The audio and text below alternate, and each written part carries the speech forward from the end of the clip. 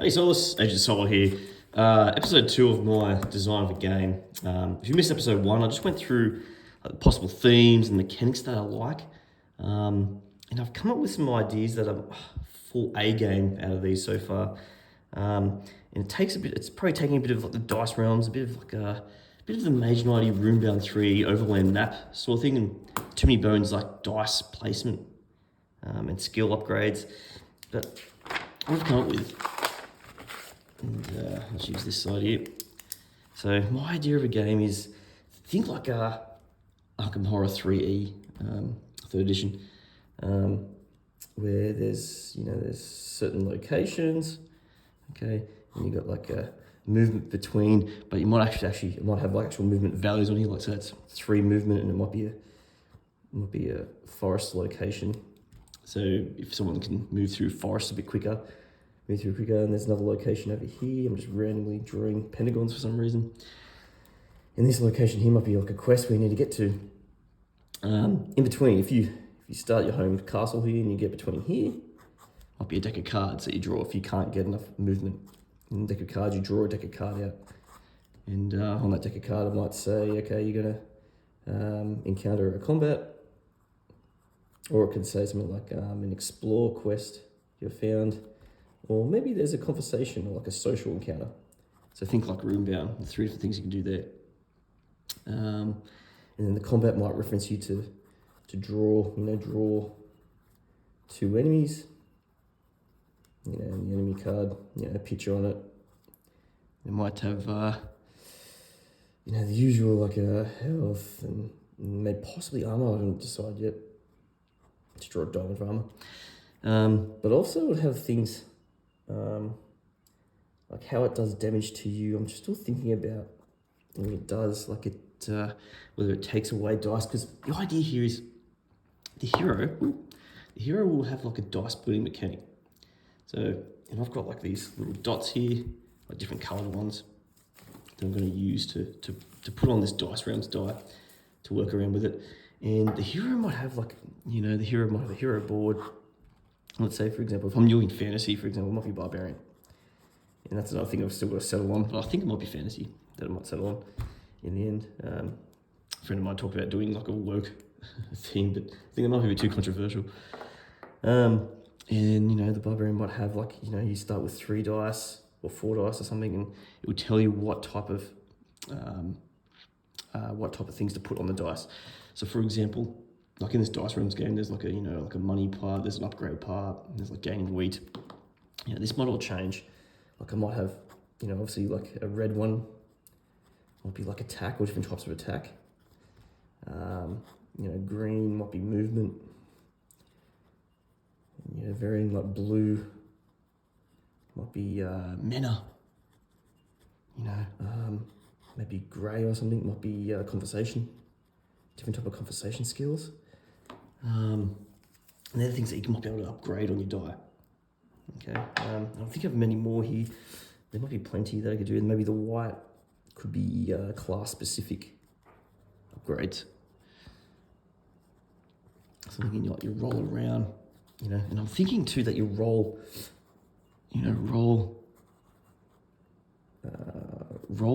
before.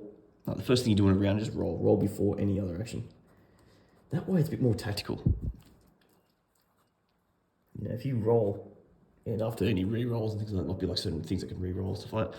But after that, you might then decide, okay, where do I go? Maybe it's easier to go, 1 through the mountains, this way to this location, even though that's not where I want to go, but maybe there's something else I can do over here. I might avoid a combat because I don't have enough combat roll, so I want to go here to get, to buy, maybe there's a merchant over here, to buy certain things, and buy certain things might be, more upgrades. It's either that or maybe based on experience that you do that. I'm thinking class specific too, you'll have like certain feat cards that you can upgrade that will give you something per turn or something per round, or a special feat that you can do per round. So I'm thinking like the turn, and then maybe every 3 or 4 turns, 3/4 turns, the round finishes. And maybe that means like something happens, like a timer kicks down, like being a solo, if it's a solo game, there's got to be some kind of timer. But yeah, as you upgrade, different feat cards for like class specific, Also, if there's any dice that you don't use during a round, like maybe there's more than 3 dice, maybe there's up to 5, things like that. You could have like a certain section here, think of too many bones, where maybe, and you keep the die, you get the die back for the next round, but if you don't spend a certain die, maybe it fills up a spot. Yeah, maybe it fills up a spot, and then if you cash that one in, that might give you like 1 extra move or something. But then if you saved up 2, man, that's even better. That might be like a move and also an attack. Okay, so that all, maybe certain specific things, that might be better conversations. Now, I'm thinking of different kind of mechanics for the explore, combat, and social stuff. Now, combat, I'm gonna stick to, so it can be like you roll your dice at the start of the round, and you count up like how much attack you got. Maybe you got 3 attack. And you don't know what the enemy is yet. Okay, maybe on the quest you get hints. If you have a quest drawn at the start of the game that, you got to get to here and you have to face so-and-so, which has a danger level of this. Okay, and maybe this deck here is stacked where it's like level 1, level 2, level 3 cards on top of each other. So if you do get stuck in the wilderness, that levels up with you in a way. I don't know. Or maybe you shuffle in new cards once you level up. They get a certain amount of experience from killing things or succeeding in quests or social events. Social event, I'm thinking, so combat dice based. Completely. I'm thinking social. It's going to be like a bag builder. So you still roll dice. You still roll dice to get like a certain conversation on the side, but that lets you choose. That might let you choose to put in, and I'm thinking about like moods. Like it's going to be like moods, so you can have like anger, like flirty, humorous. Can't spell humorous. I just got to think of other ones like maybe empathy. Certain things that you can draw out, and then so when you draw like a social occasion, when you get to somewhere where it's a social quest or something, you draw out the card. This person, the person or whatever it is, an animal, what is it you're talking to, might have a certain list of emotions that you have to cater for the different to get through that social quest. I'm thinking like using the dice, you can cash in that if you get the conversation side, or if it's maybe specific, you get to put in these certain either modify your bag or put in certain moods into the bag that you can, and then you draw out a certain amount, maybe 2, and you get to choose one to go apply to it, just based on your mood. Like, so for example, for the barbarian, maybe he starts with more anger in the bag or something, he has a certain amount of anger in his bag, so he's a bit harder to talk to people, not the best conversationalist, but you can manipulate it as the game goes on. An example, but maybe he starts with a better combat faces on his dice. That's what I'm getting at so far. That's what I'm still trying to play around. I think the next video I'll do here is to actually make like basic components. As I said, I'm going to try and put some dots on these and write on these. Certain things I can upgrade, I'll just play around with it a bit. I can use the back of like, the 52 deck cards and just sleeve them and put in a piece of paper in them to represent cards I could draw, just play around with it. And these tiles could be anything. I'd just cut out some things and just pretend it as a scenario. In this game, I'm thinking, scenario-based open world, perhaps. I don't want to make it too open, though, because then it makes it too out of balance.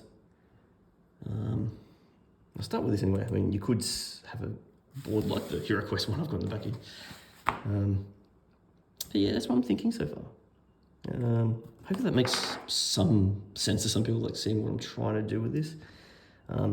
So combat dice, social is a bag builder. Explore, I haven't quite thought of how that's going to work. It's going to be like some kind of, it might be saying like you have to draw 3 cards from a certain deck. And then from that deck, you're going to have like leftover, like leftover movement or trap setting skills, or I don't know. I'm still playing around with that explore bit. What I'm going to do there. But yeah, I thought I'd just do an update. As I said, I'm doing a series. See if there's much interest out there for how I go through trying to design something. But I think the next stage is actually creating some components. Create some components and maybe just get a few turns sorted and see how it feels to me, see if it's something's making sense or not. Anyway, thanks for joining, Soloists. To crush your gaming thirst, play solo.